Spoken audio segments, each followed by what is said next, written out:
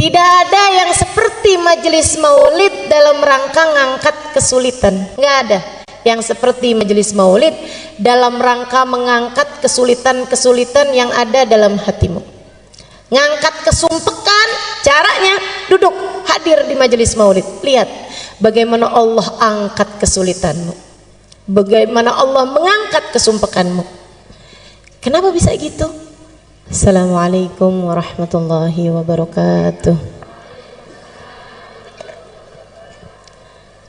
Alhamdulillah, wassalatu wassalamu ala Rasulillah Muhammad ibn Abdillah wa ala alihi wa sahbihi wa man walah. Subhanaka la ilma lana illa ma 'allamtana innaka antal alimul hakim. Rabbi syrah li sadri wa yassir li amri wahlul 'uqdatan min lisani yafqahu qawli, amma ba'du. Alhamdulillah, hari ini Allah izinkan kita menghadiri perayaan Maulid Nabi Muhammad sallallahu alaihi wasallam. Nikmat besar dari Allah Subhanahu wa taala. Nikmat besar dari Allah Subhanahu wa ta'ala. Waktu saya sampaikan kepada guru saya Hubabah Nur, saya bilang, Hubabah, doakan saya bikin acara maulid. Beberapa tahun silam saya telepon beliau,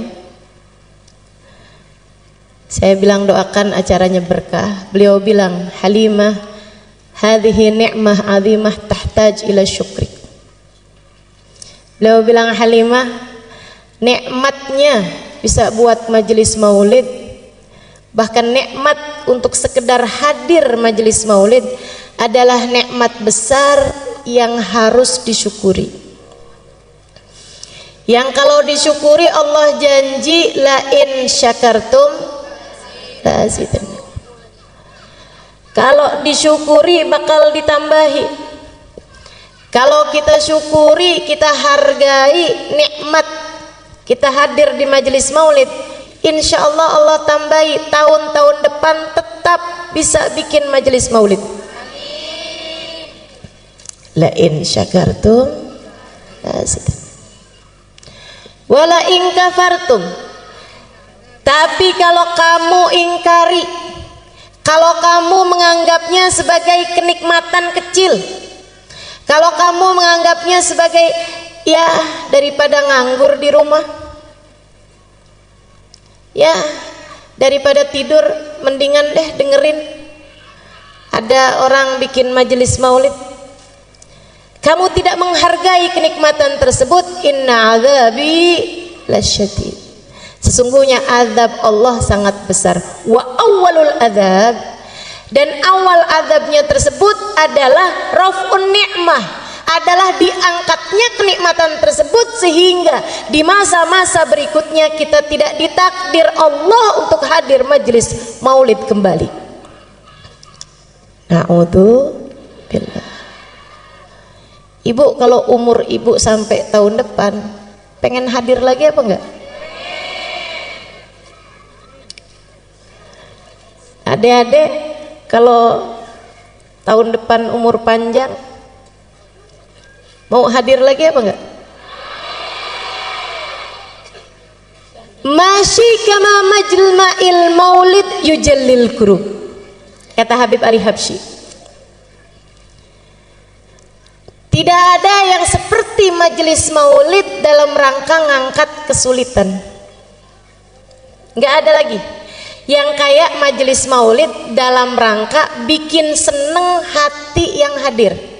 Subhanallah, nggak di mana. Kalau hadir majelis maulid, asal majelis maulidnya benar, asal majelis maulidnya khusyuk, tidak ditunggangi kepentingan apapun, hadir majelis maulid benar, sampai seanak-anak kecil yang hadir pada girang, pada seneng, pada hatinya berbunga-bunga, ketawa-ketawa, lari-lari, senang bener.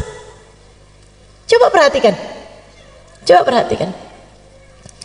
semua senang hadir majelis maulid. Masyi kama majma'il maulid yujallil kurub. Kata Habib Ali Al-Habsyi, nggak ada yang seperti majelis maulid dalam rangka mengangkat kesulitan-kesulitan yang ada dalam hatimu. Ngangkat kesumpekan, caranya duduk hadir di majelis maulid. Lihat bagaimana Allah angkat kesulitanmu, bagaimana Allah mengangkat kesumpekanmu. Kenapa bisa gitu? Sebab katanya Nabi Muhammad, inda dzikri salihin tanazzalatir rahmat. Ketika disebut nama orang soleh, kita ngobrol nyebut nama orang soleh, turun rahmatnya Allah.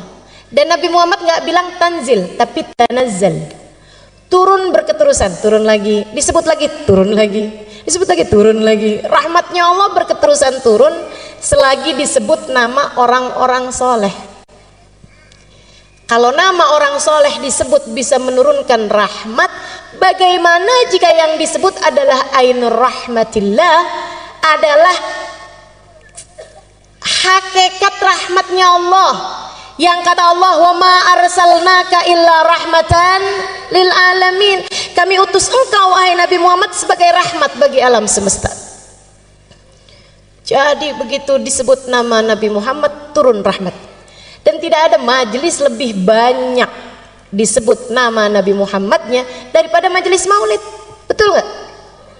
Belum ya Rabbi salli ala Muhammad, ya Rabbi salli alaihi wasallim, ya Rabbi salli ala Muhammad, ya Rabbi ballighul wasilah, ya Rabbi salli ala Muhammad. Berapa banyak nama Nabi Muhammad disebut-sebut dalam majelis-majelis maulid. Maka teman-teman, saudariku sekalian saya muliakan, majelis maulid nggak ada ceramahnya aja, itu udah menurunkan hujan rahmatnya Allah Subhanahu wa taala. Karena ceramahnya tuh sebenarnya nggak penting. Jadi kalau saya nggak begitu didengerin nggak apa-apa. Kalau nggak usah pakai ceramah sebenarnya juga nggak apa-apa. Cuman kayak rugi gitu ya punya ya.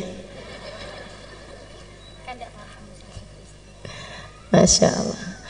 Masyi kama majma'il maulid yujallil kurub. Dha majma' yahdurhan nabi wa ahlul ghuyub. Sebab di majelis maulid tuh nama Nabi Muhammad disebut-sebut, insya Allah kalau sungguh-sungguh Nabi Muhammadnya hadir. Kata Habib Ali Habsyi, bukan kata saya. Yang ngomong ini orang yang sungguh-sungguh melihat sehingga bisa ngasih tahu kita. Dan Nabi kalau sudah hadir suka ngajak-ngajak. Makanya kata Habib Ali Habsyi, yahdurhan nabi wa ahlul ghuyub. Di majelis maulid dihadirin sama Nabi Muhammad dan dihadirin sama alam barzakh, sama orang-orang yang sudah wafat dari para wali-walinya Allah Subhanahu wa taala. Mudah-mudahan Sayyidah Khadijah berkenan hadir. Mudah-mudahan Sayyidah Fatimah berkenan hadir. Apalagi habis disebut-sebut namanya, natawassal bil hubaba. Siapa tuh hubabanya? Sayyidah Khadijah. Wal batulil mustataba. Siapa tuh al batul? Sayyidah Fatimah Az-Zahra. Sebut-sebut namanya, mudah-mudahan berkenan hadir. Yahdurhan nabi wa ahlul ghuyub. Makanya Sayyid Muhammad bin Alwi bin Abbas Al-Maliki pernah bercerita, dan ini cerita ma'ruf, cerita terkenal, banyak disampaikan sama murid-murid beliau. Katanya Sayyid Muhammad bin Alwi bin Abbas Al-Maliki, satu waktu saya diundang menghadiri majelis-majelis safari dakwah di Afrika. Dia bilang setiap malam pindah-pindah, malam ini di masjid ini, malam ini di masjid ini. Ada satu tempat, satu daerah, saya hadir di majelis tersebut, ada satu orang. Di antara mereka datang majelis maulid dari awal, ya Rabbi sholli ala Muhammad, berdiri sampai selesai majelis. Dalam hati saya mikir, kenapa nih orang mungkin nggak bisa duduk? Sepanjang majelis nggak duduk sama sekali. Tapi Tapi subhanallah begitu selesai majelis, waktunya ceramah, duduk dia. Wah, berarti bisa duduk sebenarnya. Habis selesai majelis, karena semua orang duduk, ada satu orang berdiri dari awal maulid sampai akhir maulid, kan bikin mata pasti akan melihat. Sayyid Muhammad tanya sama panitia, Kiai, itu yang tadi dari awal majelis maulid sampai akhir majelis maulid berdiri itu kenapa? Oh itu, sebentar Sayyid, sebentar. Dia berdiri, lo ditanya malah pergi. Ternyata dia panggil orang itu. Dia bilang, Sayyid, biarkan dia yang cerita sendiri, jadi ceritanya lebih akurat. Saya akan terjemahkan buat Sayyid karena dia nggak bisa bahasa Arab. Ceritalah orang itu. Dia bilang, saya itu dari sejak dulu seneng sama majelis maulid, selalu hadir majelis maulid, demen. Disebut nama Nabi Muhammad disolawatin, Nabi Muhammad diucap salam, diceritakan sejarah Nabi Muhammad, seneng hati ini karena memang saya cinta sama Nabi Muhammad. Cuma beberapa waktu sesudahnya datang ada seorang ustadz, ada seorang syekh yang menerangkan kepada saya tentang maulid sih nggak apa-apa, yang masalah kenapa tuh pakai segala berdiri untuk hormat sama Nabi, nggak perlu. Sebab Nabi Muhammad bilang la tagumuli, janganlah kalian berdiri untukku. Nabinya udah bilang jangan berdiri buat aku, ngapain kalian berdiri buat Nabi Muhammad? Dia bilang dalil-dalil yang dibawa sama si ustadz ini, sama si syekh ini masuk di pikiran saya, sehingga saya kemudian sesudah itu setiap kali hadir majelis maulid waktunya berdiri, saya nggak mau berdiri, duduk aja. Yang lain pada berdiri, ayo berdiri, nggak usah. Saya ucap salam tapi saya duduk aja. Dia bilang satu hari saya lagi ucap salam sama Nabi, orang-orang semuanya berdiri, tiba-tiba Allah bukakan hijab, saya lihat Nabi Muhammad datang. Dia bilang begitu saya lihat Nabi Muhammad datang, saya lihatnya, saya kepengen berdiri tapi nggak bisa berdiri. Dia bilang ternyata kalau lihat Nabi Muhammad spontan, orang nggak cari dalil pasti kepengen berdiri. Dia bilang saya kepengen berdiri, berusaha sekuat tenaga buat berdiri, tapi saya nggak bisa berdiri. Nangis saya rasanya nggak hormat sama Nabi. Nabi datang saya nggak berdiri. Rasanya saya merasa jadi umatnya yang nggak beradab, nggak berakhlak. Ada Nabi Muhammad datang saya nggak berdiri. Saya nggak bisa berdiri, saya paksa nggak bisa berdiri. Sampai habis selesai majelis maulid saya nangis terus. Dibilang habis itu saya sakit. Sebulan, 2 bulan, 3 bulan sakit. Sakit lama sekali. Di tempat tidur. Dia bilang saya kemudian nadar. Saya tahu nih kayaknya saya sakit karena nggak hormat sama Nabi Muhammad. Dia bilang saya nadar, nanti kalau Allah panjangkan umur saya, Allah sehatkan badan saya bisa hadir majelis maulid lagi.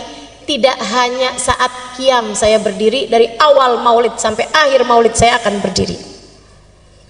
Dia bilang alhamdulillah Allah sembuhkan sakit saya.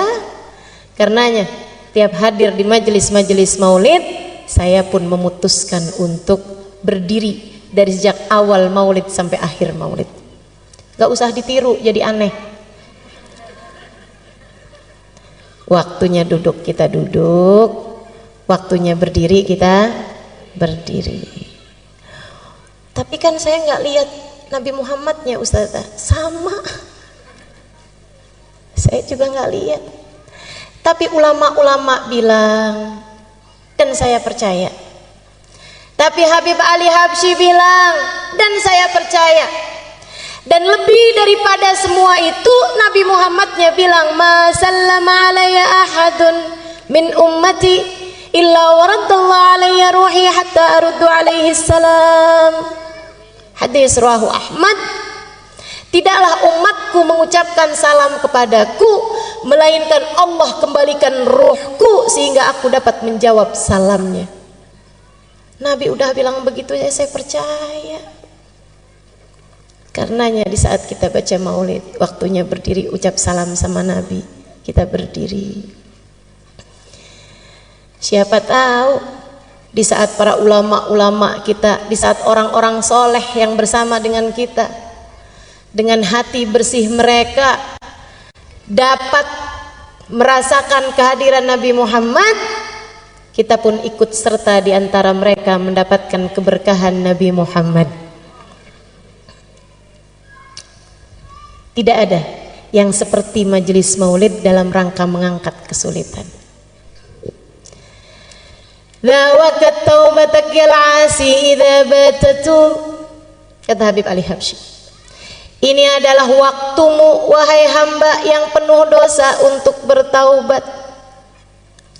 Zawakat taubatak ya syarid idza batau. Ini adalah waktumu wahai hamba yang kabur untuk kembali kepada Allah. Hadir majelis maulid, hadirlah dengan mentaubati dosa. Tempat paling enak buat bikin gugur dosa-dosa. Datang majelis maulid bawa dosa, mudah-mudahan keluar sudah ringan beban dosa di pundak kita. Hadir masih jauh dari Allah, mudah-mudahan keluar dari majelis maulid sudah didekatkan kepada Allah. Hadir majelis maulid belum tercatat sebagai umat yang akan bisa memandang Nabi Muhammad di hari akhirat. Keluar dari majelis maulid namanya sudah ada dalam daftar orang yang kelak akan memandang wajah Nabi Muhammad. Hadir bawa hati, bukan hanya sekedar bawa badan. Sebab yang diceritakan di majelis maulid, yang disebut di majelis maulid tidak lain tidak bukan manusia paling agung, baginda kita Nabi besar Muhammad.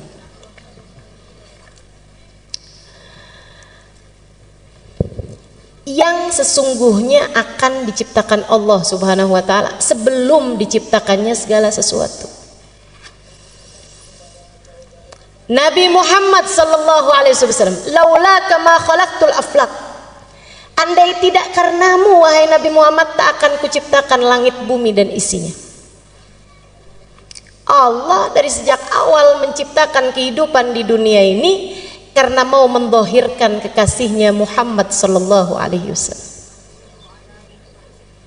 Tapi karena nabinya tinggal di bumi, diciptakan buminya. Karena nabinya jadi keturunannya Nabi Adam, diciptakan kakeknya duluan. Karena nabinya harus jadi yang paling akhir, sebab yang paling akhir biasanya yang paling bagus. Makanya kemudian diciptakan dulu zaman-zaman awal sebelum didhahirkan cahayanya Nabi Muhammad. Namanya ada di tiang arsy, namanya ada di pintu surga. Bu, itu surga nggak pernah direnovasi loh.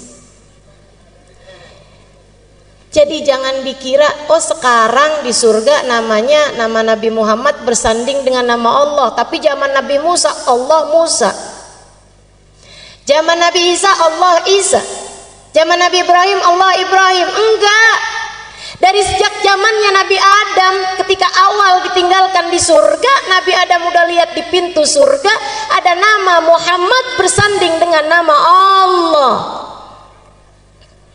Dan sampai saat itu, sehingga semoga suatu hari kita kelak memasukinya, tetap di pintu surga nama Allah bersanding dengan nama Muhammad. Nggak pernah ada renovasi, nggak pernah ada pembaharuan. Kebayang nggak sih teman-teman, di saat yang lain minta ya Allah masukkan saya ke dalam surga, ya Allah masukkan saya ke dalam surga, Nabi Muhammad namanya di pintu surga. Kebayang nggak betapa tingginya derajat bagindamu Nabi Muhammad sallallahu alaihi wasallam?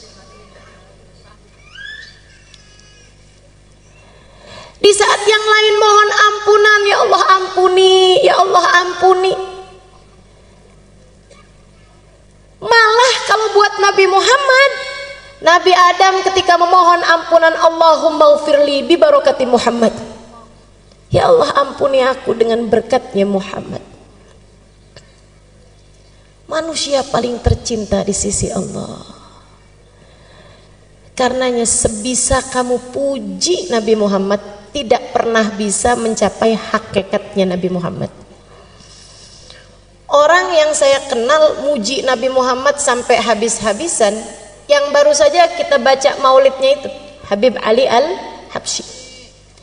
Segitunya Habib Ali Habsyi tiap hari kerjaannya puji Nabi Muhammad. Bait-bait syair menyampaikan tentang Nabi Muhammad tiap hari. Mahir jisila bidikrin Nabi katanya. Saya nggak gerak, saya nggak ngapa-ngapain kecuali pikiran ini selalu mengingat Nabi Muhammad. Kadang dari kangennya Nabi pengen cepet mati aja dah. Ya kadu min syiddati syuaqi fuadi yatir ilal habibil ladzi hubbu sakan fid dhamir.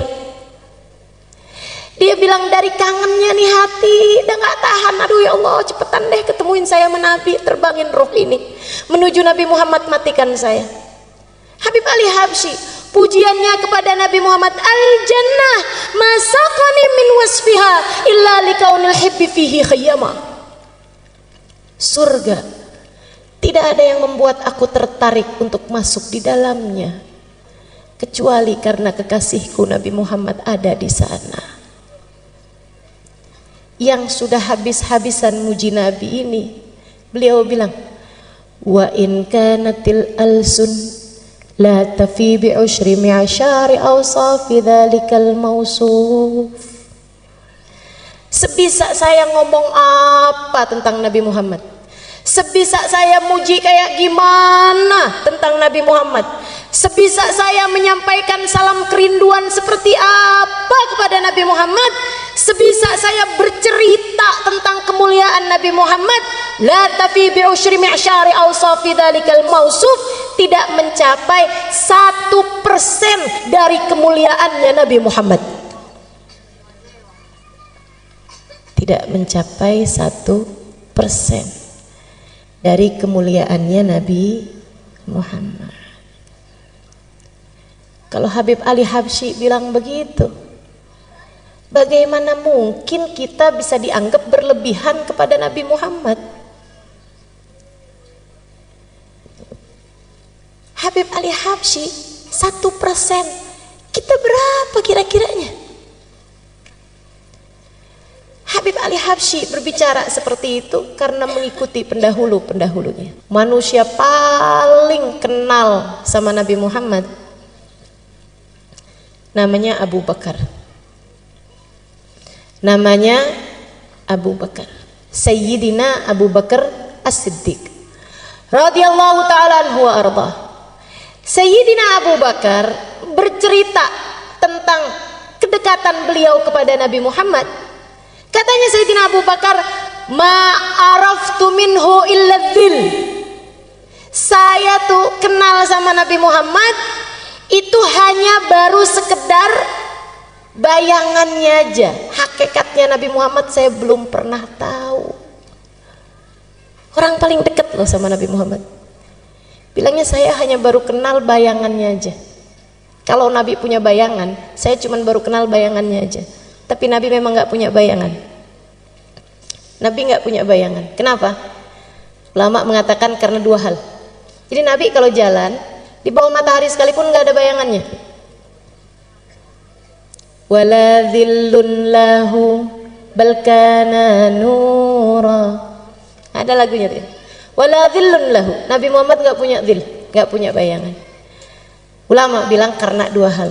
Yang pertama karena Nabi Muhammad cahaya, dan bagaimana mungkin cahaya punya bayangan?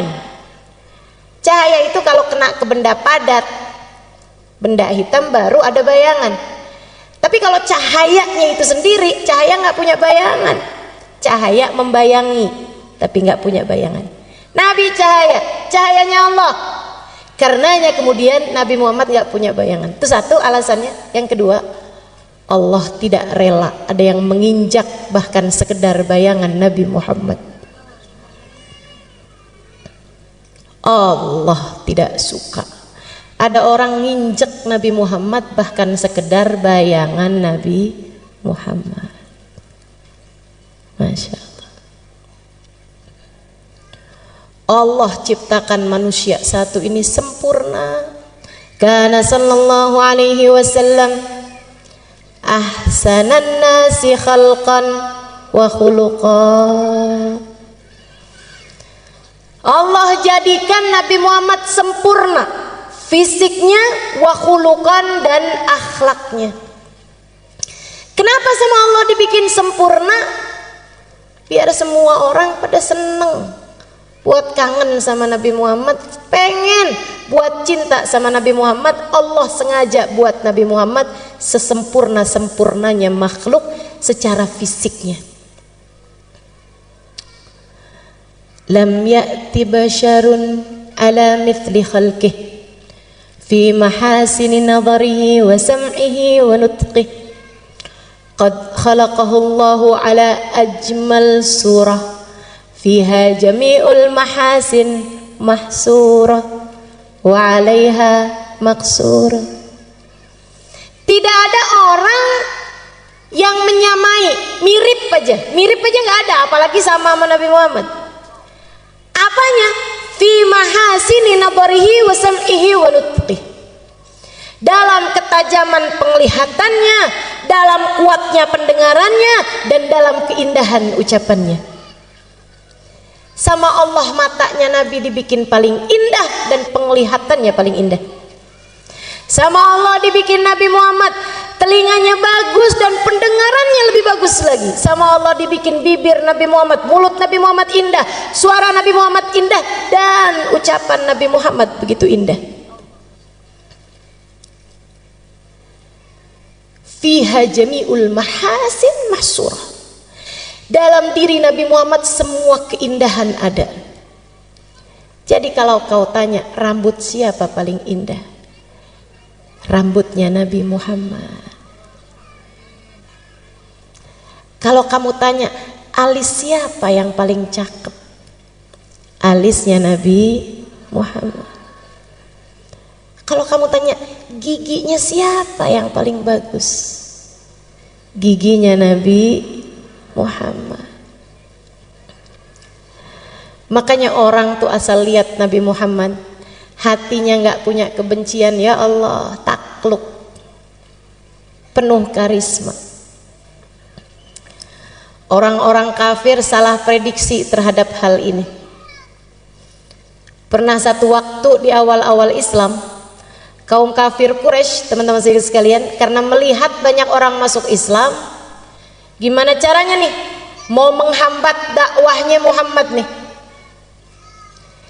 Zaman itu orang menjatuhkan orang, bunuh karakter, pembunuhan karakter, pembunuhan image, itu bisa salah satu caranya dengan membuat bait-bait syair menjelek-jelekan seseorang.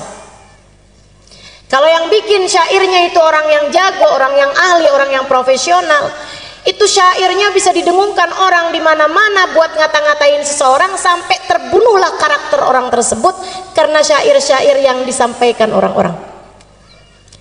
Mereka pun perlu mendatangkan seorang penyair paling hebat pada zaman tersebut bernama Hasan bin Thabit. Didatengin dari daerah lain. Hasan bin Thabit, pujangga paling terkemuka. Kalau orang melamar anak gadis, bawa syairnya Hasan bin Thabit tentang pujian kepada perempuan tersebut, lamarannya pasti akan diterima. Zaman itu. Saudaraku sekalian saya muliakan, jadi ini ceritanya mereka panggil Hasan bin Thabit. Ketemu sama Umayyah bin Khalaf, Abu Sufyan bin Harb, ketemu sama pemuka-pemuka Quraisy. Hasan, ya, dipanggil, didatangkan, dijemput. Hasan bin Thabit diundang sama pemuka Quraisy. Hasan, kamu selama ini paling mahal dibayar orang berapa banyak? Mahal teman-teman saya sekalian. Misalnya 100 juta untuk satu syair. Kata mereka, kami akan membayarmu sekarang Hasan 2 kali lipatnya, 200 juta. Oh boleh. Apa nih jobnya nih? Kerjaannya apa nih? Dia bilang, kami minta kamu membuat bait syair, bukan memuji orang tapi jelek-jelekin orang. Oh gampang. Berapa lama kira-kira? Saya perlu lihat orangnya. Berapa lama kamu lihat? Ya, 5 menit, 10 menit. Aib orang udah bisa kelihatan 5 menit, 10 menit. Kekurangan orang, cacat orang udah bisa kelihatan. Jadi teman-teman saudaraku sekalian saya muliakan, kata Hasan bin Thabit, sebentar selesai. Baik kalau gitu. Nih kita bayar kamu 50% dulu, DP setengah, 100 juta bayar. Terima sama Hasan. Dia bilang yang 100 juta lagi sesudah syairmu jadi. Siap. Siapa nih yang saya mau kata-katain? Siapa nih yang saya mau bikin gojlokan hinaan? Ya, bentar lagi orangnya datang.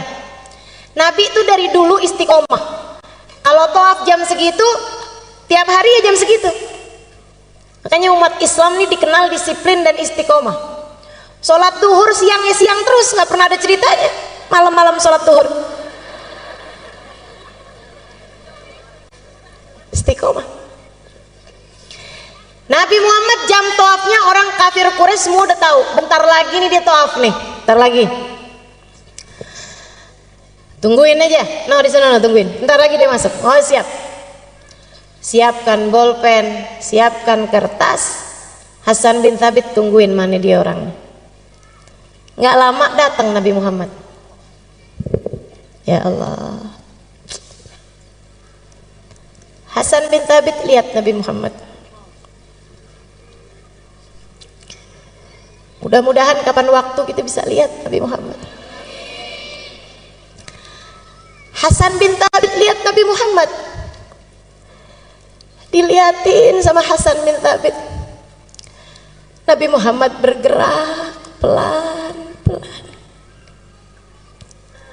Fa-idza masya faka'annama yanhattu min sabab. Nabi jalannya ringan.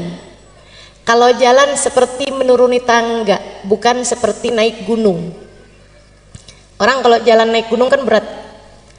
Kalau jalan turun tangga seteringan. Nabi kalau jalan ringan. Dilihatin sama Hasan.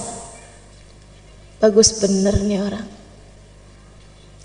Dipandangin wajahnya. Pandangin.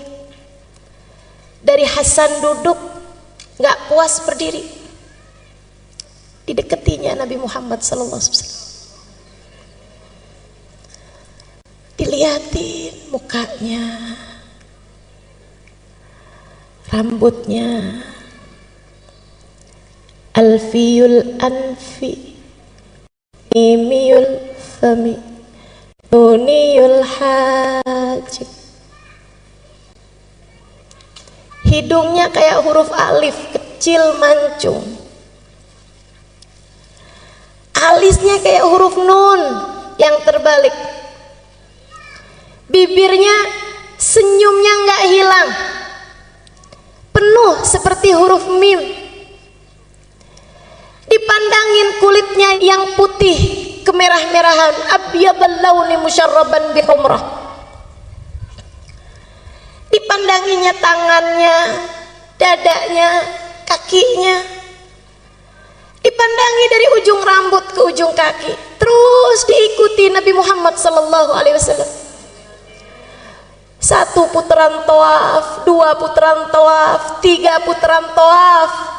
Hasan bin Thabit menatap lekat Nabi Muhammad sallallahu alaihi wasallam hingga selesai Nabi Muhammad tawaf. Nabi kemudian keluar dari mataf, dari tempat tawaf, dan tidak terlihat mata kembali. Pulang. Hasan bin Thabit duduk dan menuliskan bait-bait syair. Yang nunggu di bawah bukit Sofa, yes, habis ini ada syair-syair kita punya buat menghina Nabi Muhammad. Kita akan bacain syair itu ke kampung-kampung, kabilah-kabilah. Biar Nabi kalau dakwah ke sana, mereka semua sudah punya kalimat-kalimat penolakan, sehingga kayak apapun Nabi Muhammad mereka nggak akan percaya. Lebih percaya sama syairnya Hasan bin Thabit. Hasan bin Thabit habis selesai nulis, berjalan menuju mereka. Mereka pada senang semua, siap-siap, siapin 100 juta sisanya. Datang Hasan, dia ambil uang yang sudah ia terima, dibalikin. Nih, saya kembalikan uang yang kalian bayar saya. Kenapa gitu? Kata mereka. Karena saya ternyata tidak bisa mengerjakan tugasnya. Saya nyerah, saya nggak bisa kerjain tugasnya. Kok gitu? Kenapa Hasan? Bukannya gampang kamu nyari kekurangan ini? Gampang kalau orangnya orang lain. Akan tetapi yang ini kalian minta saya mencari kekurangannya. Udah saya liatin dari ujung rambut ke ujung kaki, ujung rambut ke ujung kaki, depan, belakang, kanan, kiri, saya nggak dapetin kekurangannya.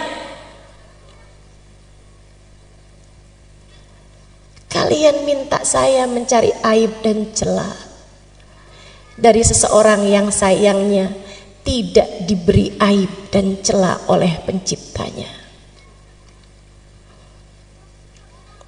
Jika dikatakan tak ada gading yang tak retak, ketahuilah gadingnya Nabi Muhammad tidak retak. Jika dikatakan tak ada manusia yang sempurna, ketahuilah kata-kata itu tidak berlaku bagi Nabi Muhammad. Tapi tunggu dulu Hasan, kita lihat kamu tadi ada nulis bait syair. Memang, kata Hasan, memang saya nulis bait syair. Kalau gitu kamu bacain deh, tapi tidak seperti yang kalian harap, kata Hasan. Nggak apa-apa, udah kadung, pengen denger. Salah juga nih, pengen denger. Saya akhirnya jadi hafal gara-gara orang kafir Quraisy pengen denger.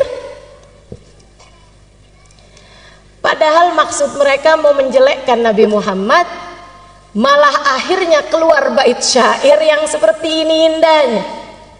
Kata Hasan, baik saya bacain, tapi sekali lagi tidak seperti yang kalian harapkan.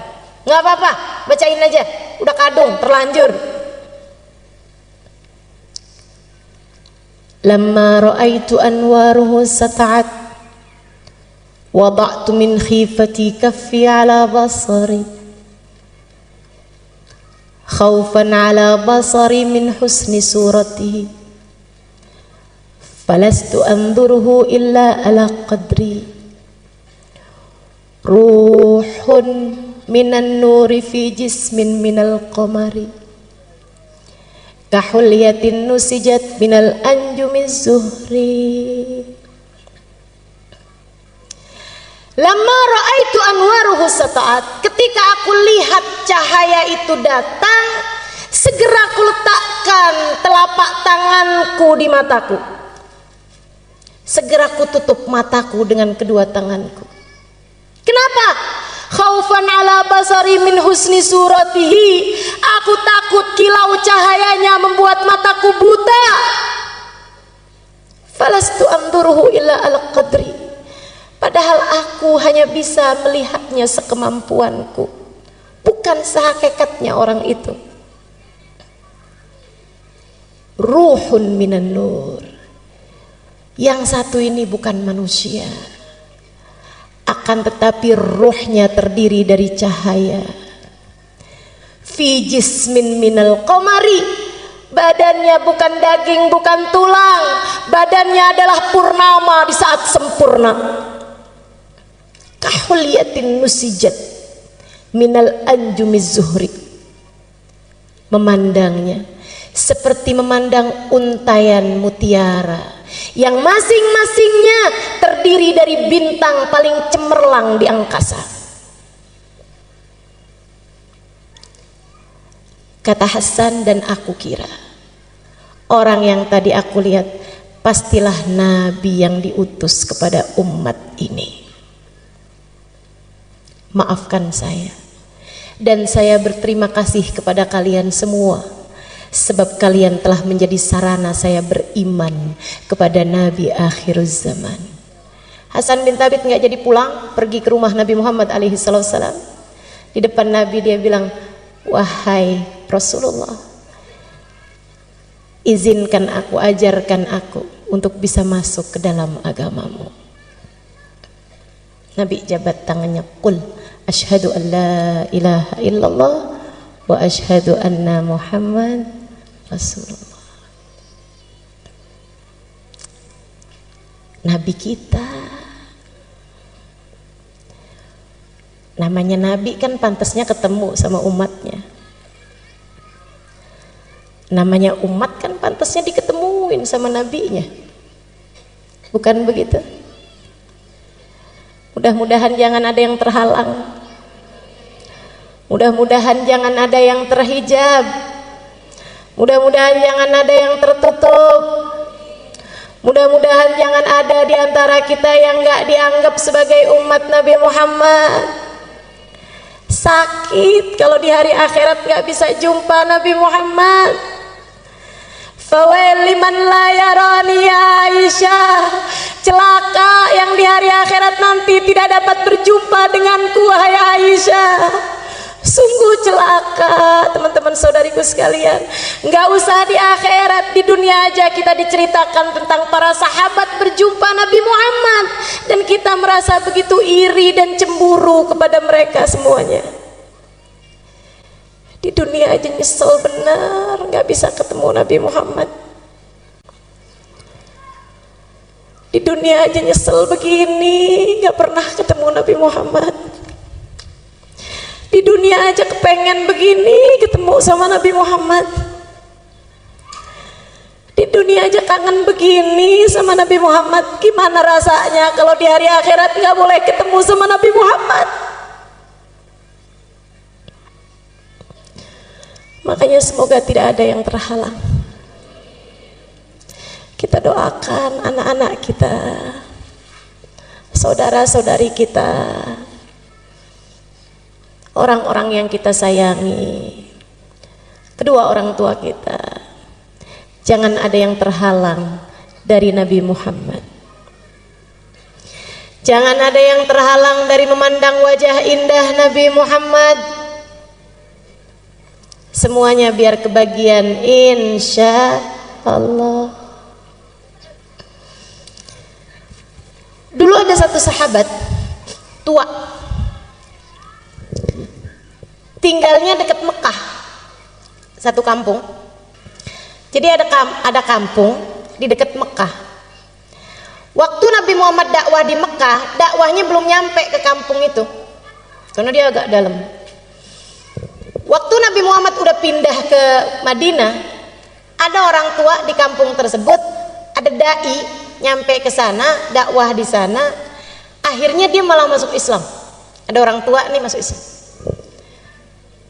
umur 60 mau 70-an tahun, tua. Tiap hari diceritain tentang Nabi Muhammad, ya Allah kangen. Biasanya orang dari manapun kampungnya, kalau masuk Islam hijrah ke Madinah atau sekurangnya sowan ke Madinah. Cuman nih orang, dia udah tua, jadi tidak memungkinkannya untuk berangkat ke Madinah. Dia malah justru lebih dekatnya sama Mekah. Jadi orang pada berangkat ke Madinah, dia nggak kuat kakinya, nggak kuat badannya, tapi pengen ketemu sama Nabi. Ya Allah, kayak apa tuh Nabi? Tiap hari nanya, Ustadz sama dai-nya nih, ya sahabi Rasulillah, ceritain dong sama saya Nabi Muhammad. Ntar kalau udah diceritain, ya Allah kapan ketemu sama Nabi Muhammad? Ntar kalau doa, ya Allah jangan mati dulu saya sebelum ketemu Nabi Muhammad. Subhanallah, satu waktu Nabi Muhammad datang ke Mekah untuk Fathu Mekah tahun ke-8 Hijriah. Jadi dia dengar Nabi Muhammad ada di Mekah. Nabi Muhammad ada di Mekah. Senengnya hati. Jadi Nabi sekarang ada di Mekah nih. Siap-siap. Siap-siap. Minum vitamin, minum madu. Pokoknya siap-siap kuatin badan. Di waktu yang sudah dia atur berangkat. Dari kampung dia ke Mekah. Di jalan mikir, bayangin kayak apa ya Nabi Muhammad, ya Allah, kayak apa Nabi Muhammad. Nabi bikin saya kenal sama Allah. Ya Allah, Allah baik benar. Alhamdulillah ya Allah, alhamdulillah. Tua-tua kayak begini masih Engkau izinkan buat mengenalmu ya Allah, alhamdulillah. Engkau memang dermawan ya Allah, Anta Karim, ya Karim, ya Karim. Sepanjang jalan dinyebut-nyebut ya Karim. Allah baik benar, dermawan benar. Sampai nyampe di Mekah. Dia nyampe di Mekah, mikir, ketemu Nabi dulu apa tawaf dulu.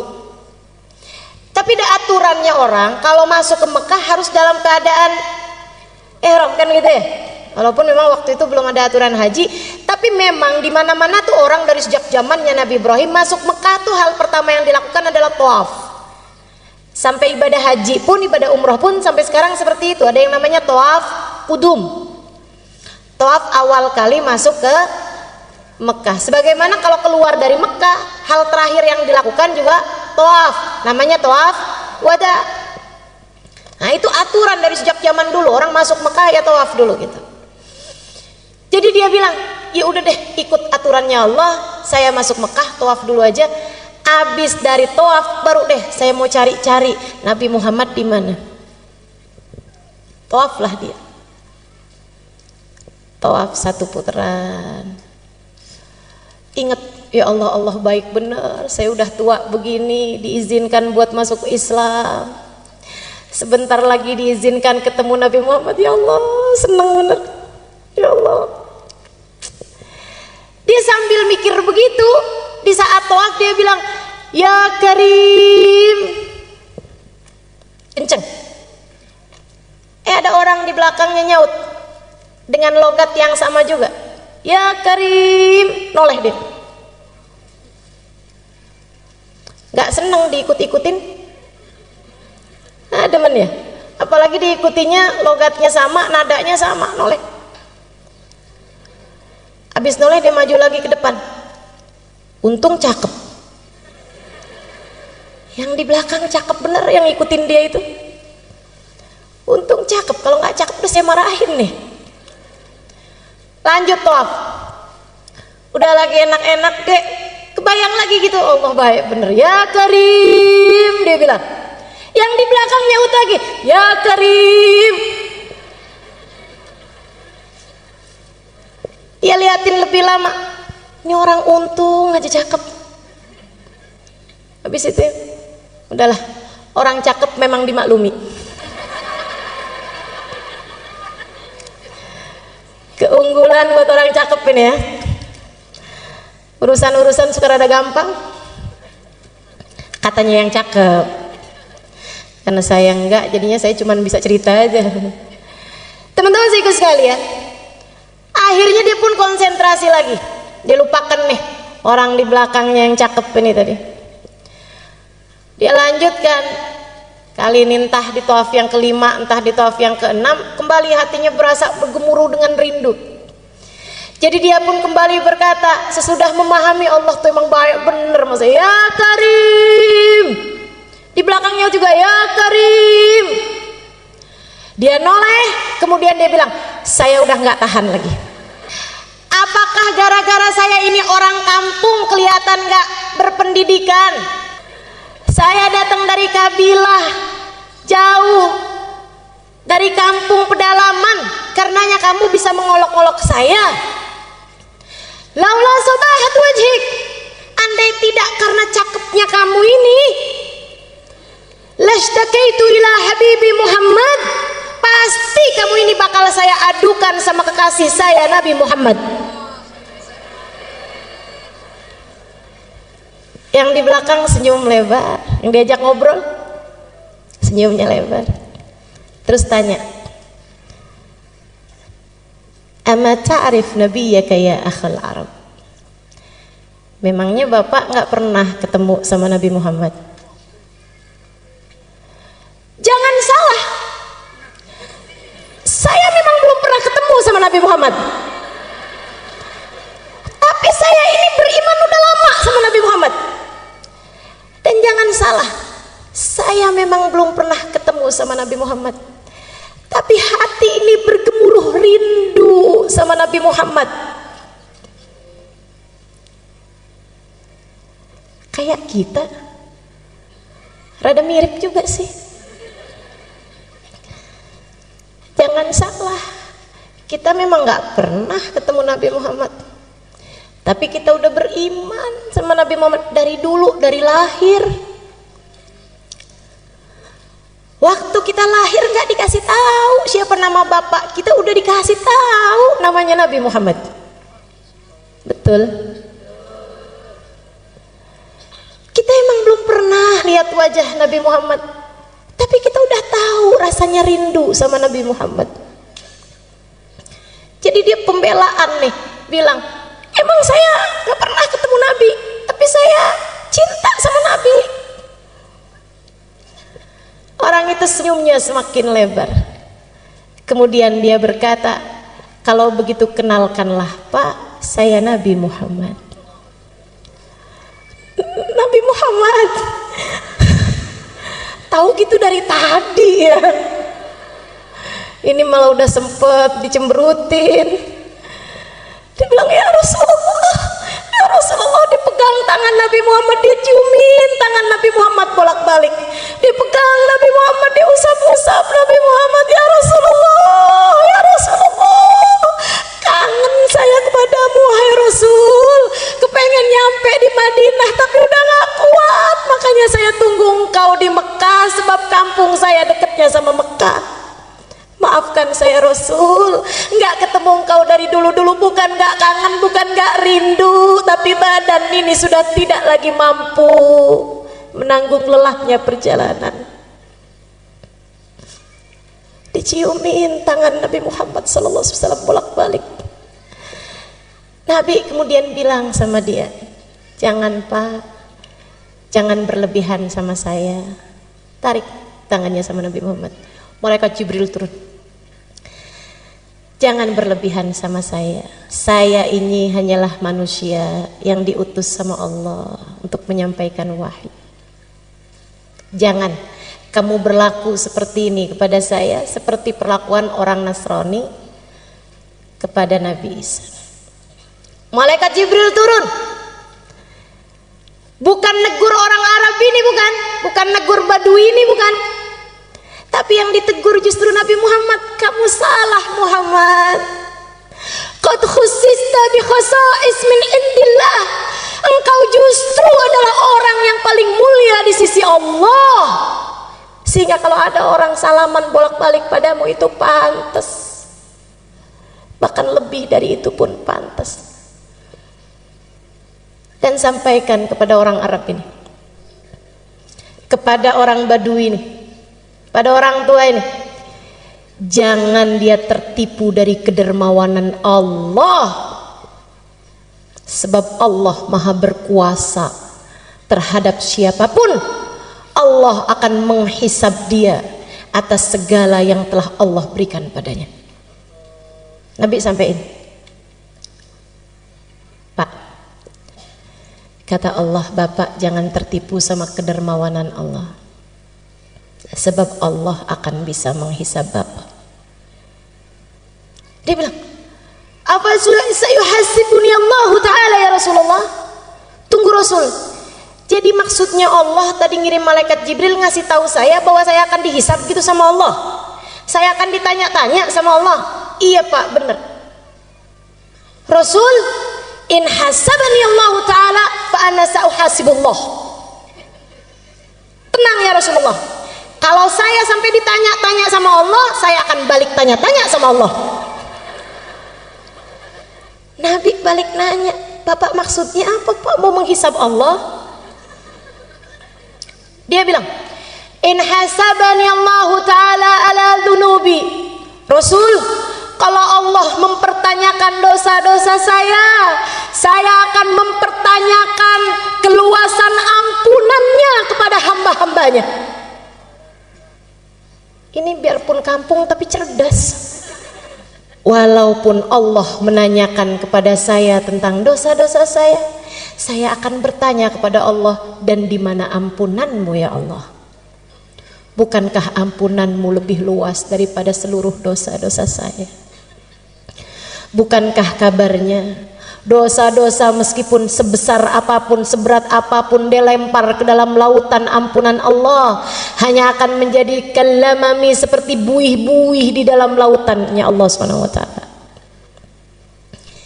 In hasabani Allah, jika Allah menghisab saya atas kesembronoan saya beribadah, atas kekurangan saya dalam segala macam hal, saya akan menghisab Allah Subhanahu wa taala atas luasnya kemakluman Allah Subhanahu wa taala.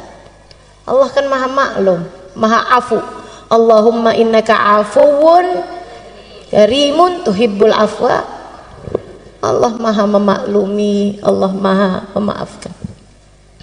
Kalau Allah menghisab saya atas kekikiran saya kok perhitungan mau ngasih orang, karena memang saya punya sedikit, tapi saya hitung-hitung kalau mau ngasih orang. Dia bilang saya akan menghisab Allah atas kedermawanan Allah Subhanahu wa taala. Nabi nunduk, Nabi nangis. Iya ya, ya Allah, Nabi nangis. Barangkali yang ditangisin sama Nabi saat itu, ya Allah, dosa-dosanya umat saya biarpun banyak, lemparkan ke dalam lautan ampunanmu. Bener nih ya Allah, kalau memang engkau akan menghisab umatku, aku akan mempertanyakan luasnya ampunanmu ya Allah. Nangis Nabi Muhammad. Nabi urusan dosa nangisnya kenceng, kenapa coba? Nabi nggak punya dosa, Nabi tahu itu. Tapi kalau urusan dosa-dosa Nabi Muhammad nangisnya kenceng. Yang dibayangin umatnya nih, para pendosa-pendosa yang nggak berhenti-berhenti bikin dosa terus-terusan. Nabi nangis. Hatta talat lihyatuh, kabarnya sampai basah jenggotnya Nabi Muhammad. Malaikat Jibril turun lagi, kemudian bilang, ya Rasulullah, kali ini saya bawa pesan dari para malaikat langit. Mereka bilang jangan nangis wahai Rasul, sebab tangisanmu membuat seluruh malaikat di atas langit ikut menangis bersamamu. Jangan nangis wahai Rasulullah, dan sampaikan kabar gembira dari Allah kepada bapak tua ini. Kata Allah bilang, kalau gitu aku nggak jadi menghisab kamu, biar kamu nggak menghisab aku. Kata Allah, aku tidak akan menghisabmu agar kamu tidak menghisabku. Dan sampaikan pula kabar gembira padanya, innahu min rufaqaik fil jannah, bapak tua itu kelak akan bersanding denganmu di surga Allah. Bukan hanya nggak dihisab, akan tetapi dia akan bersama dengan Nabi Muhammad kelak di surga. Saya dengar cerita ini, ya Allah, walaupun kita nggak ada jaminannya, tapi kan kita kepengen juga. Karenanya kita minta sama Allah di malam mulia 12 Rabiul Awal. Kita minta sama Allah, ya Allah, ya Allah, ya Allah. Mata ini memang tidak pernah melihat Nabi Muhammad, tapi mata ini pernah menangis rindu kepada Nabi Muhammad. Maka jangan halangkan perindu dari yang dirindui, ya Allah. Jangan halangkan perindu dari yang dirindukan. Izinkan kami berjumpa Nabi Muhammad, ya Allah. Perkenankan mata kami memandang Nabi Muhammad, ya Allah. Kumpulkan kami bersama Nabi Muhammad, ya Allah. Kama ma jama'tana fi hadad dar, bimunasabati maulidin Nabi sallallahu alaihi wasallam, bimunasabatil mahabbah lin Nabi sallallahu alaihi wasallam. Ijma'na ghadan fi dari karamatik ma'ahu ya Allah. Sebagaimana Engkau telah mengumpulkan kami dalam rangka merayakan maulid Nabi Muhammad, Engkau telah kumpulkan kami dalam rangka mencintai Nabi Muhammad. Kumpulkan kami kelak di hari akhirat bersama Nabi Muhammad. Kumpulkan kami kelak bersama Nabi Muhammad. Ya Allah, walaupun matanya telah mencatat ribuan dosa, jangan halangkan mata siapapun yang hadir di tempat ini dari memandang wajah Nabi Muhammad. Walaupun matanya telah tercatat darinya ribuan aib dan noda yang haram-haram dilalap sama matanya ya Allah, tapi jangan halangkan mata itu dari memandang wajah Nabi Muhammad. Jika yang suci hanya bisa dilihat oleh mata yang suci, maka kami mohon kepadamu dengan keberkahan manusia suci yang lahir di malam 12 Rabiul Awal, sucikan mata kami semua ya Allah, biar pantas lihat Nabi Muhammad ya Allah, biar pantas ketemu Nabi Muhammad ya Allah. Jangan ada siapapun di antara kami ataupun orang tuanya ataupun anak-anaknya ataupun saudara-saudarinya ataupun siapapun yang dia sayangi terhalang dari memandang wajah Nabi Muhammad ya Allah. Jangan ada siapapun ya Allah, jangan ada siapapun ya Allah, jangan ada siapapun ya Allah. Meskipun seberat apa dosanya, jangan jadikan hukumannya tidak bisa bersama Nabi Muhammad ya Allah. Meski seperti apapun dosanya, meski seberapapun aibnya, Engkau yang maha, Engkau yang maha ya Allah, Engkau yang maha ya Allah. Kami berkumpul karena Nabi Muhammad. Kami nggak minta selain Nabi Muhammad. Kami berkumpul karena Nabi Muhammad. Maka kami minta Nabi Muhammad untuk kami ya Allah. Kami minta istighfarnya Nabi Muhammad untuk kami. Kami minta tengadah tangan Nabi Muhammad untuk kami. Kami minta kebersamaan Nabi Muhammad untuk kami. Kami minta syafaat Nabi Muhammad untuk kami. Kami minta ketemu Nabi Muhammad ya Allah. Di dunia udah gak bisa ketemu Nabi Muhammad, jangan halangkan kami ketemu Nabi Muhammad di akhirat ya Allah. Jangan halangkan kami berjumpa Nabi Muhammad ya Allah. Allahumma ya Allah, kabulkan hajat kami. Hajat kami adalah rahmat-Mu. Hajat kami adalah Nabi Muhammad.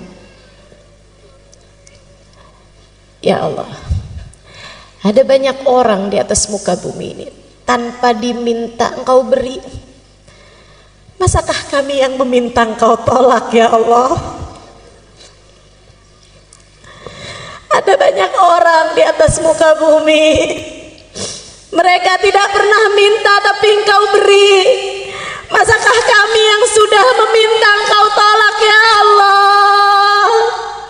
Jika yang berdoa tidak layak Kau ijabah, bukankah di antara yang mendengar ada yang layak untuk Kau ijabah ya Allah? Lagi pula ya Allah, jika Engkau hanya mau menerima yang soleh di antara kami, lantas orang-orang yang tidak soleh kepada siapa ia meminta ya Allah? Kumpulkan kami dengan Nabi Muhammad. Kumpulkan kami dengan Nabi Muhammad ya Allah. Jangan halangkan kami dari Nabi Muhammad ya Allah.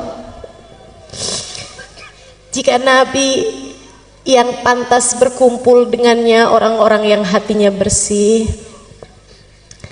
dan kami hatinya kotor, maka kami minta padamu, bersihkan hati kami ya Allah. Bukankah tidak ada yang sulit bagimu ya Allah? Bersihkan hati kami ya Allah. Hilangkan ujub, hilangkan hasud, hilangkan sombong, hilangkan dendam, hilangkan kebencian, hilangkan permusuhan, hilangkan ria, hilangkan apapun yang menghalangkan kami dari memandang wajah Nabi Muhammad. Hilangkan apapun di hati kami ya Allah yang menjadi penghalang kami bersama Nabi Muhammad. Ampuni dosa kami, tutup aib kami. Jika yang pantas bersama dengan Nabi Muhammad, hamba-hambamu yang soleh, yang tidak pernah meninggalkan sholat dan istiqomah dalam ibadah, jadikan kami salah satunya ya Allah. Bukankah tidak ada yang sulit bagimu ya Allah?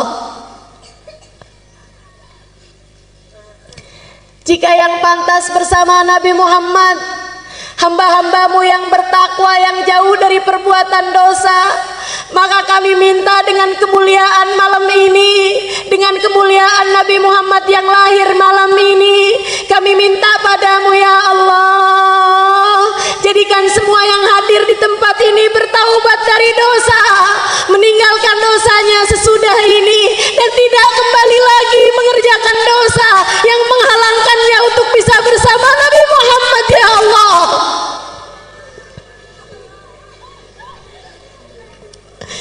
Jangan ada siapapun di antara kami anak durhaka sama orang tua. Kami tahu anak durhaka tidak akan bersama Nabi Muhammad.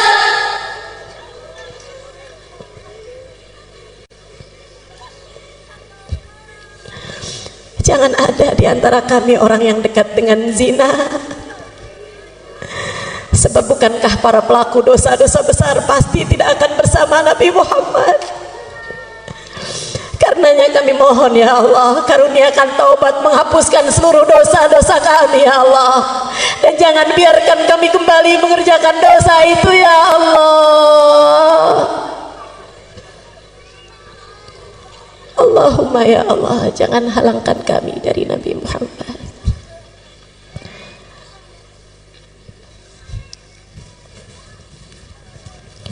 Rabbi faj'al mujtama'na ghayatu husnul khitam wa'atina ma qad sa'alna min atayakal jizani wakrimil arwaha minna biliqa khairil anami. Rabbana taqabbal minna innaka antas sami'ul alim, tub alaina innaka antat tawwabur rahim. Da'wahum fiha subhanakallahumma wa tahiyyatuhum fiha salam. Akhir da'wana anil hamdulillahi rabbil alamin. Barakatin Nabi. Al-Fatihah. Rasulillah Muhammad ibn Abdillah wa ala alihi wa sahbihi wa man wala. Subhanaka la ilma lana illa ma 'allamtana innaka antal alimul hakim. Rabbi shrah li sadri wa yassir li amri wahlul 'uqdatan min lisani yafqahu qawli. Amma ba'du. Alhamdulillah, sama-sama kita hormati, kita muliakan sahibatul hajah pada hari ini, Ibu Hajah Fitriani. Kita doakan beliau beserta segenap keluarganya selalu dalam limpahan rahmat ridha Allah SWT. Beliau dan juga Ketua Panitia Ibu Puji Ibrahim dan seluruh keluarga besar dari Ibu Haji Runati dan Bapak Haji Darwita. Kita doakan semoga senantiasa dalam pandangan kasih sayang Allah SWT. panjangkan umurnya, disehatkan badannya, dimudahkan urusannya, kabulkan hajatnya, semakin dicinta Allah SWT dan Rasulnya. Para ustazah bil khusus Ummah Iha, kita doakan semoga selalu dalam pandangan kasih sayang Allah SWT. Para hubabah, para syarifah, para bunyai, pimpinan-pimpinan pondok pesantren, pimpinan-pimpinan majelis ta'lim, yang mudah-mudahan semuanya selalu berada dalam keberkahan, dalam limpahan rahmat ridha Allah Subhanahu wa taala, serta tentu saja dirimu yang hadir di majelis ini, baik ibu-ibu, kakak-kakak, adik-adik, anak-anak, semoga semuanya dirahmati Allah. Semoga semuanya disayang Allah. Semoga semuanya disayang Rasulullah. Semoga semuanya hidupnya dikaruniai kebahagiaan, matinya dikaruniai husnul khatimah. Di akhirat nanti Allah masukkan ke dalam surga di bawah bendera baginda Nabi besar Muhammad sallallahu alaihi wa alihi wasallam, insyaallah. Amin ya rabbal alamin. Bu, Kak, enggak pandang umur, kita semuanya bakalan mati. Betul? Kadang-kadang yang kita kira umurnya masih bakalan panjang, ternyata enggak begitu. Ini zaman-zaman akhir nih, zaman musim mati mendadak. Pernah enggak ketemu orang, baru beberapa hari dengar kabar orang itu meninggal dunia? Pernah? Enggak terima berapa hari, kadang baru beberapa jam. Kita ketemu sama dia kayak baik-baik aja gitu. Enggak lagi terbaring sakit, enggak lagi kenapa-napa. Tiba-tiba subhanallah, subhanallah. Ajal memang begitu dekat. Kita dengar kabar dari masjid, ternyata orang tersebut meninggal dunia. Wal mautu aqrab min ahadikum min syirakin na'lih. Kata Nabi Muhammad, kematian sangat dekat dengan seseorang di antara kalian. Kita nih, kata Nabi Muhammad, dekat banget memati. Aqrab gharibin yuntadhar.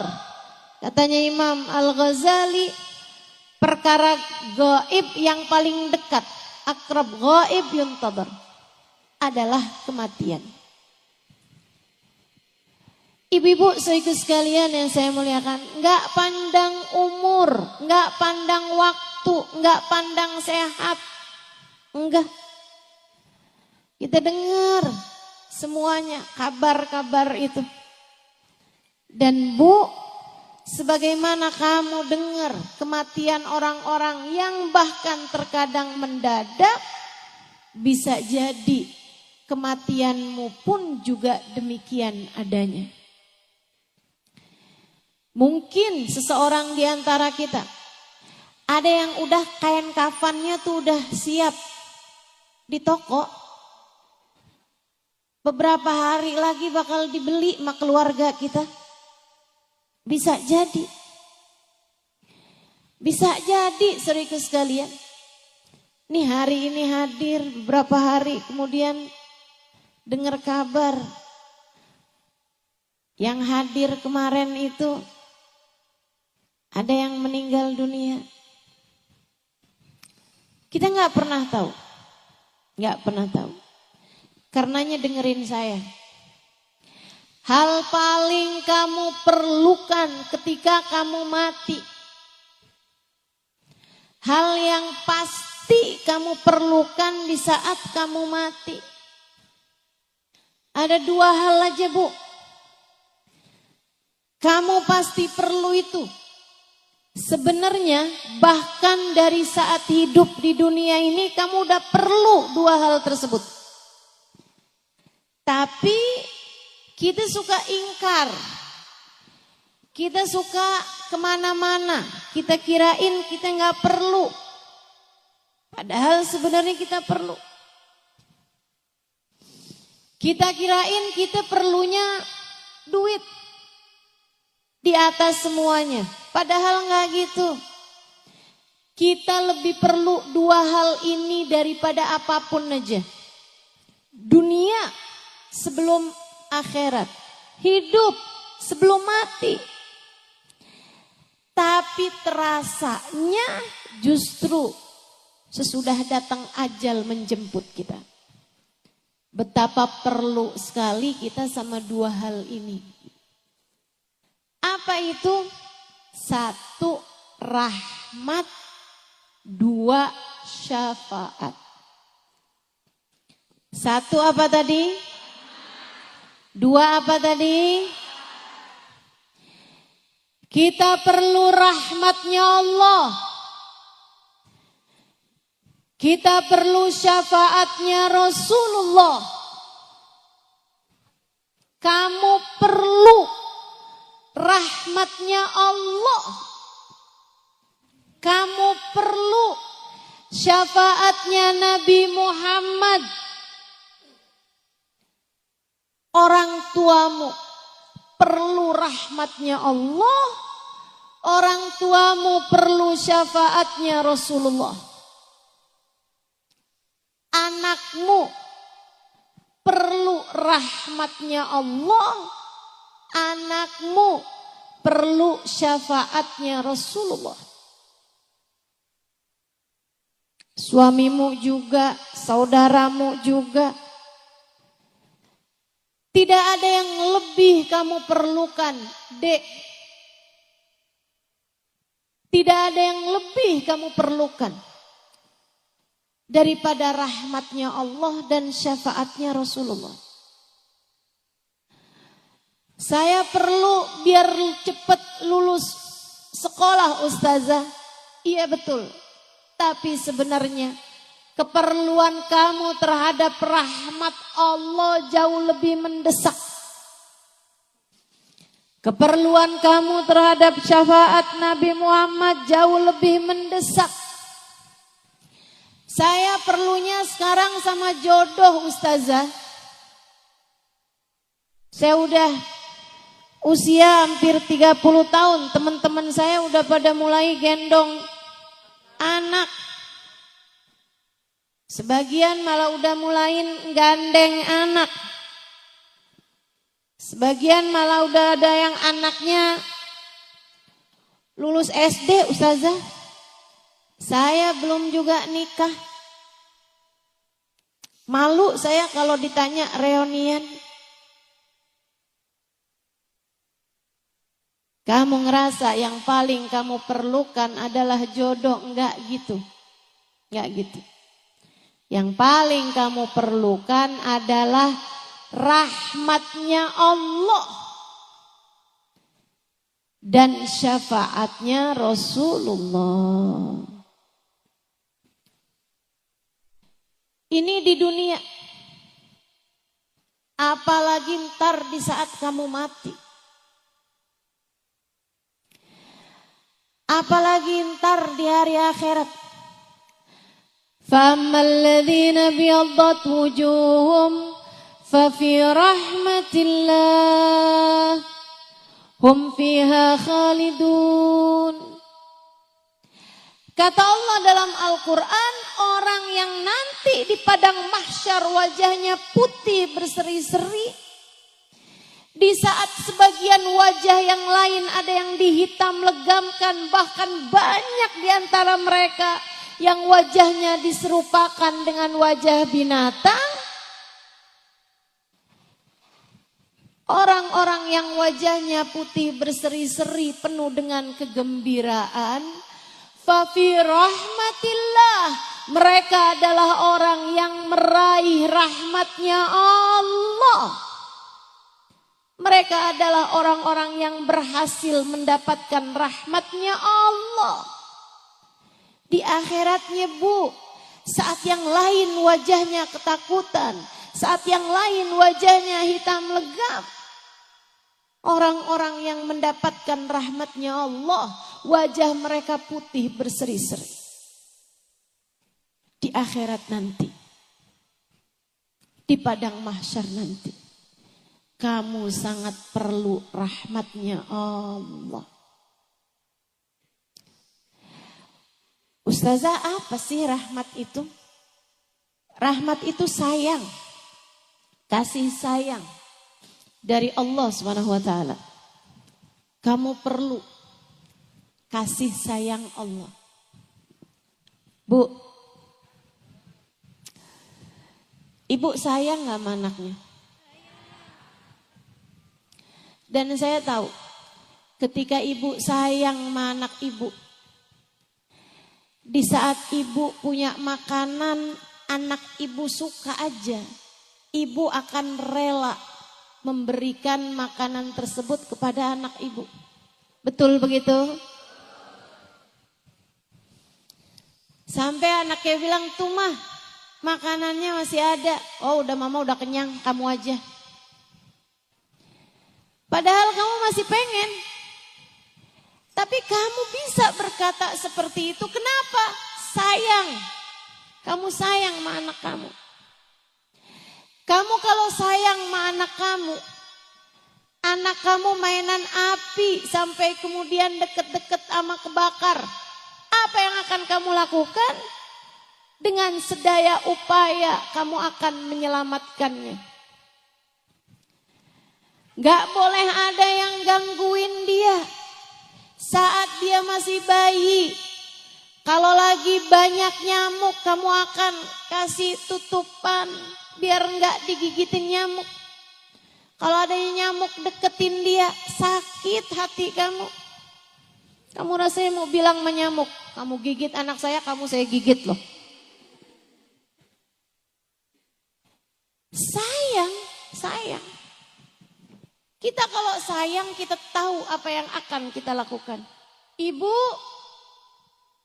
walaupun kita nggak punya segalanya, tapi apa yang kita punya, kita akan dahulukan anak kita karena kita sayang sama dia. Kita aja gitu, apalagi Allah. Allah Bu, kalau udah sayang sama kamu, dimuliakannya hidupmu, dimudahkannya urusanmu. Apapun yang kamu mau. Saya sering dengar orang bilang, buat orang yang saya sayangi apa juga saya kasih. Allah gitu. Buat hambanya yang Allah sayangi, apapun bakal Allah kasih. Seolah Allah berkata, buat kamu apa sih yang enggak? Ketika ada seorang perempuan berumah tangga sama suaminya, sama anaknya. Andai pun dia gak secantik perempuan yang lain. Andai pun dia gak sepinter perempuan yang lain. Andai pun dia gak seenak perempuan yang lain masakannya, makanannya. Tapi kalau dia disayang sama Allah Subhanahu wa taala, Bu, Allah akan buat hati suaminya tidak berpaling dari mencintainya.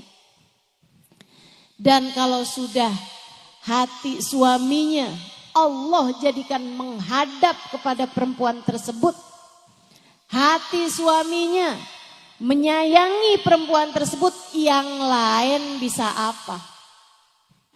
Betul gak? Betul gak? Biar digodain sama perempuan kayak gimana pun, kalau Allah yang buat hati suaminya tidak berpaling dari dirinya karena Allah sayang sama dia. Ibu-ibu saudara sekalian, enggak ada apapun dan siapapun yang bisa memalingkan hatinya. Kamu mau apa? Saya ustazah, yang penting nih bisa nyekolahin anak di pondok pesantren. Saya janda nih ustazah. Suami saya udah meninggal. Saya setengah mati susah nyariin nafkah buat dia. Bu, lebih daripada kamu perlu nafkah buat anakmu, kamu perlu rahmatnya Allah. Begitu kamu dirahmati oleh Allah SWT, Allah akan mudahkan urusan kamu. Allah bakal mudahkan, digampangin rezekinya, dimudahkan jalannya. Anaknya juga yang di pesantren jadi gampang terima ilmu. Jadi akhlaknya bagus, pelajarannya masuk. Kenapa begitu? Karena ibunya wanita yang dirahmati Allah.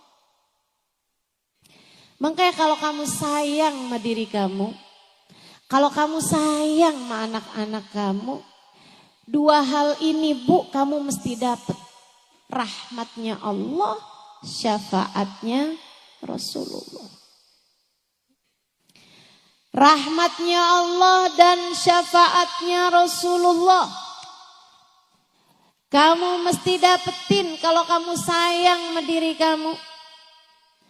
Dan kamu kepengen hidup kamu dalam keadaan mudah, dalam keadaan lancar semua urusan, dalam keadaan sehat-sehat, baik-baik, hatimu imannya terjaga. Kamu perlu dapat rahmatnya Allah Subhanahu wa ta'ala.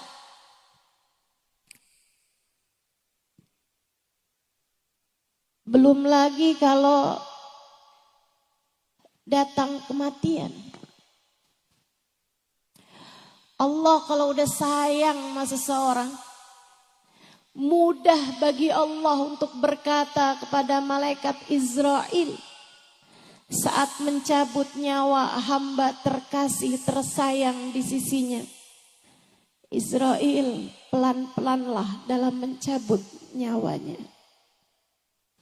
Sebab dia adalah hamba yang aku sayangi, maka sayangilah dia. Malaikat Israel pun tunduk patuh kepada Allah. Nyabut nyawanya perlahan-lahan. Gak disakitin, apalagi digemesin. Ada banyak orang-orang yang ketika nyawanya dicabut, malaikatnya gemes. Nih dia nih orangnya nih. Maksiat aja kerjaannya, dosa aja terus-terusan. Nyakitin hati orang aja nih. Nih dia nih, sholat ditinggal, ibadah tinggal, kerjaannya utang mulu.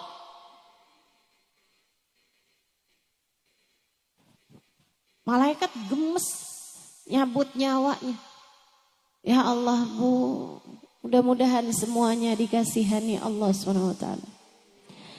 Mudah-mudahan semuanya disayangi Allah Subhanahu wa taala. Mudah-mudahan semuanya dirahmati Allah Subhanahu wa taala. Makanya sakaratul mautnya jadi ringan buat hamba-hamba yang tercinta di sisi Allah Subhanahu wa taala. Ada seorang perempuan lagi sakaratul maut. Kan kelihatan tuh orang kalau lagi sakaratul maut. Karena pencabutan nyawa tuh enggak sekaligus. Nyabut nyawa itu dari ubun-ubun Bu. Sebagaimana dulu ditiupkannya juga dari ubun-ubun. Nasiyah dalam bahasa Arab. Wa inni akhidun binasiyatiha, kata Allah. Aku yang menguasai ubun-ubunnya. Tempat ditiupkannya ruh sekaligus tempat dicabutnya ruh. Sehingga sekalian saya muliakan, di saat dicabut itu ruh tuh dari sini, itu nggak langsung sekaligus. Cabut, zep, berhenti dulu nih sampai ke lutut. Karenanya orang sakaratul maut itu kakinya udah dingin karena udah nggak ada nyawanya lagi. Sementara badannya yang bagian atas masih hangat. Itu tanda udah mulai masuk sakaratul maut. Udah nggak ada lagi nyawanya tuh Bu. Kakinya juga nggak tegang lagi biasanya. Udah mulai melemas. Karena sudah tidak ada lagi ruh di sana, tidak ada lagi nyawa di sana. Sakitnya luar biasa, Bu. Sayyidina Ali mengatakan, la darba bisayf 30 darbah, ahab ilayya min sakrah min sakaratil maut. Lebih baik badan saya dipenggal-penggal pedang, kena tebasan pedang 30 kali daripada satu sakaratul maut. Sakit. Karena nyawa kita nih Bu, ruh kita udah bersatu sama badan kita. Di saat dicabut sakitnya luar biasa. Ibu, gigi tambalan aja kalau dicabut sakit Bu. Ibu pasang koyo aja pas dicabut sakit. Padahal baru hanya beberapa jam. Nah, Ibu bayangkan ini sesuatu yang sudah bersatu mendarah daging dengan dirimu. Ketika ia dicabut dari tubuhmu kayak apa sakitnya. Tapi perempuan ini adalah perempuan yang dirahmati Allah SWT. Perempuan solehah. Ini salah satu dari cerita guru saya Sayyidil Habib Umar bin Hafid. Perempuan lagi sakaratul maut.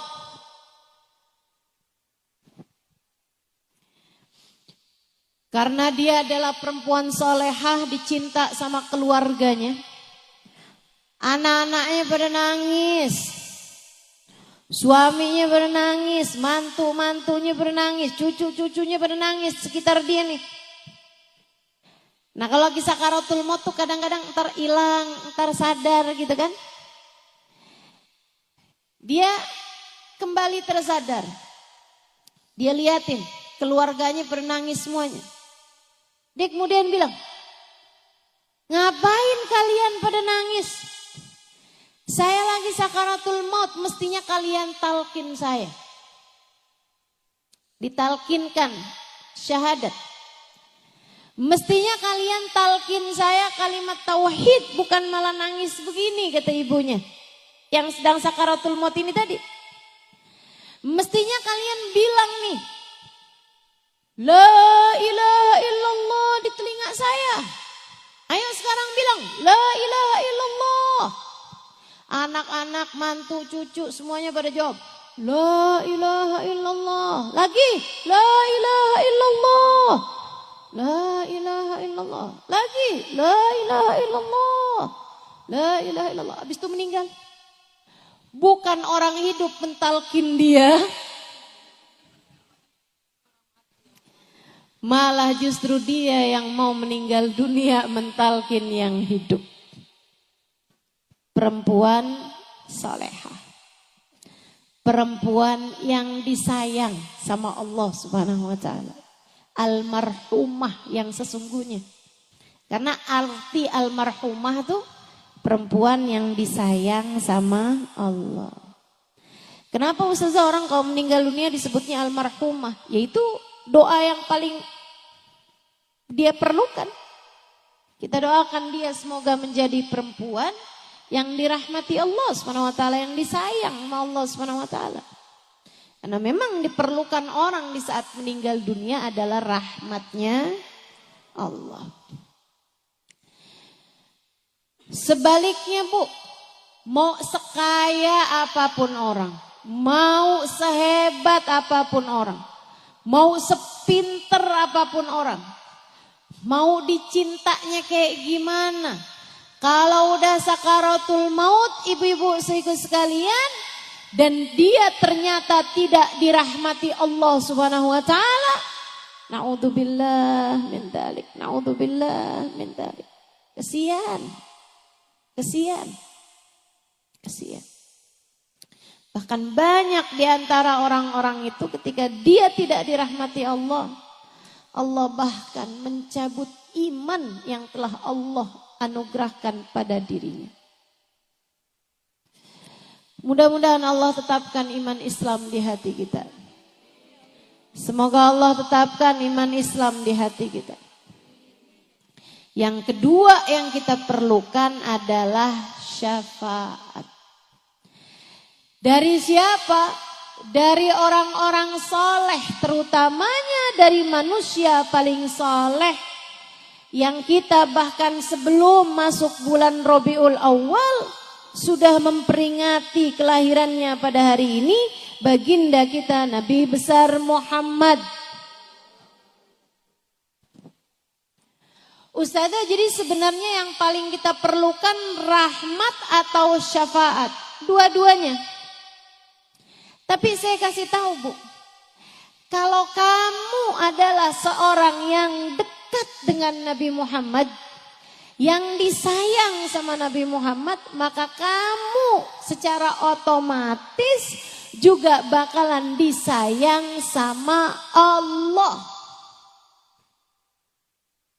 Sebaliknya, ngerjain apapun kamu, sholatkah, ibadahkah, baik sama suami kah, bakti sama orang tua kah, tapi kamu gak punya rasa cinta sama Nabi Muhammad, sangat sulit untuk bisa mendapatkan rahmatnya Allah. Jadi saling terkait.